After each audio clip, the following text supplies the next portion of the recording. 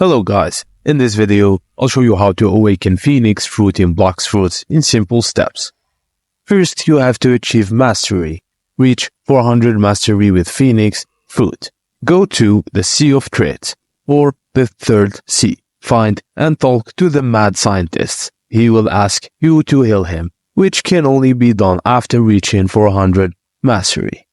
Now, all you have to do is complete the trait.